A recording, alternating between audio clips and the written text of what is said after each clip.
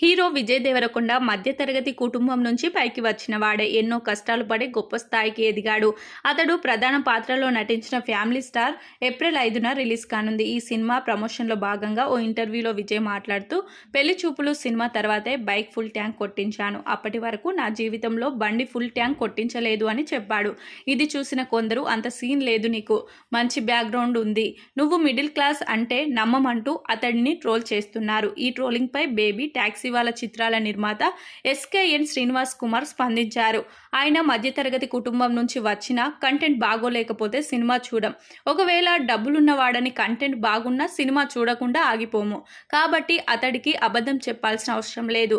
ఎవడే Subrahmanyam cinema తర్వాత అతడు శ్రీనగర్లో మాకు దగ్గరలోనే ఓ చిన్నపాటి ఫ్లాట్లో అద్దెకు ఉన్నాడు. నేను అతడిని ఫస్ట్ టైం ఇక్కడే కలిశాను.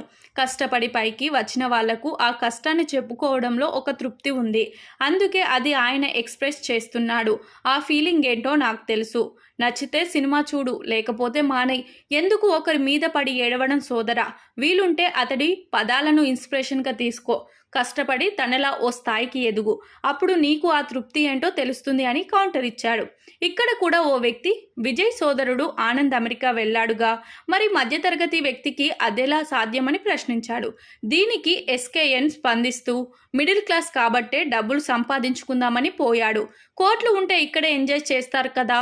ఇప్పుడు అమెరికా, కెనడా పోయే విద్యార్థులు, ఉద్యోగాల కోసం వెళ్లే వారందరికీ కోట్లు ఉన్నాయా అని ప్రశ్నించాడు.